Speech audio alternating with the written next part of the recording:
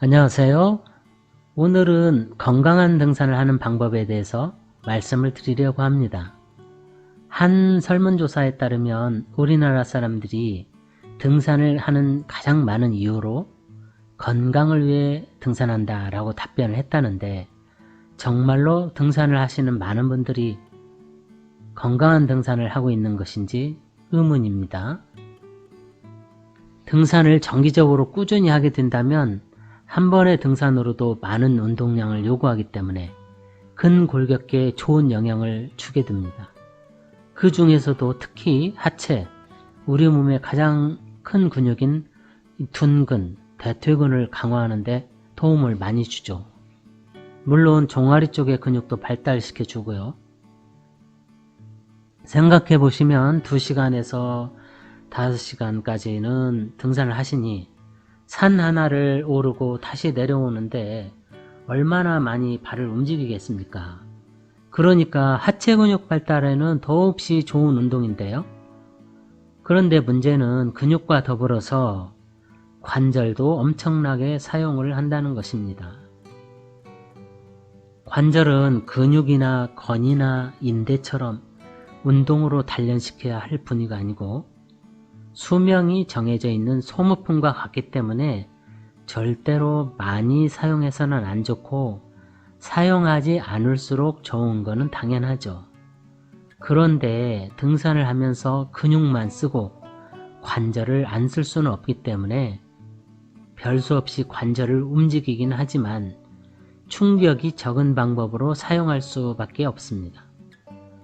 등산에서 가장 많이 시달리는 관절은 누구나 알고 계신 것처럼 무릎 관절이죠. 이 무릎 관절은 특별히 잘못 사용하는 경우가 아니라도 노화에 따라 퇴행하기 마련인데, 등산이라는 격한 운동을 하면서 계속해서 잘못 사용하게 된다면 무릎 연골의 반월상 연골판도 손상이 됩니다. 그렇게 된다면 등산으로 인해서 얻은 근력 강화라는 이득이 연골 손상이라는 값비싼 손해를 통해서 상쇄되고 말 수 있습니다. 손해가 더 크니 안 하는 게 나을지도 모르죠. 산악회에 10년 이상 다녀보신 분들이라면 60대나 70대까지도 거뜬히 산행하시는 그런 분들 보실 수 있습니다. 그런데 40대나 50대에서 그렇게 열심히 산행하시는 등력이 정말 대단하신 분 중에 어느 순간부터 보이지 않게 돼서 물어보면 건강이 안 좋아져서 이제 산에 못 온다고 하는 그런 분들 적지 않게 있습니다. 그런데 노화에 따라서 자연스럽게 생길 수 있는 심혈관계 질환이나 당뇨 같은 경우보다는 무릎이 고장났다는 말을 훨씬 많이 듣게 됩니다. 그리고 그 이유가 등산을 너무 열심히 다녀서 무릎이 고장났다고 그럽니다.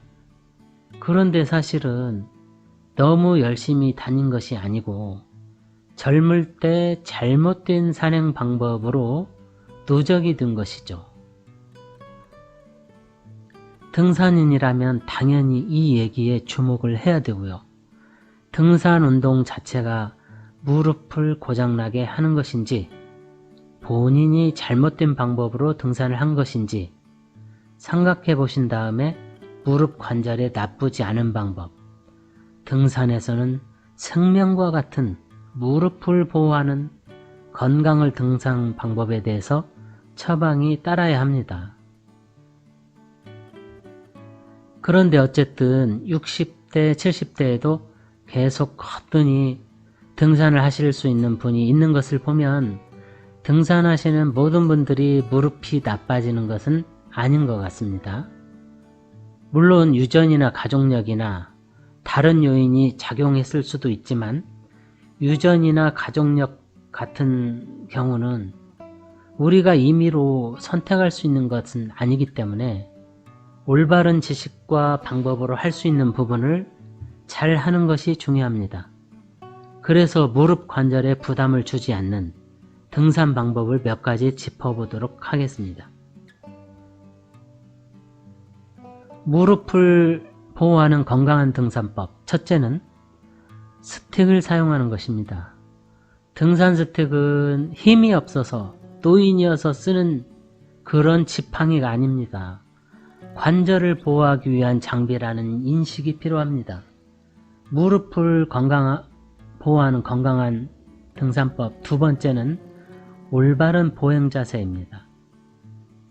오르막길에서는 상체를 많이 숙이는 자세로 무릎을 지나치게 굽히지 않아야 하고 팔자그름도 좋지 않습니다.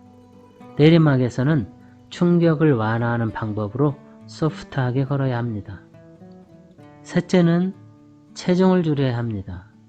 등산은 중력을 거슬러 올라가야 되고 하산 시에는 체중의 3배 내지 6배의 부하를 받습니다.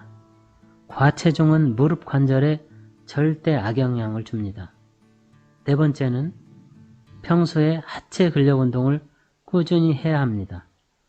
무릎 관절 자체를 단련시킬 수는 없지만 무릎에 연결된 인대와 건과 근육을 강하게 만들면 관절이 할 일을 대신할 수 있기 때문에 무릎 관절이 덜 시달리게 할 수 있습니다.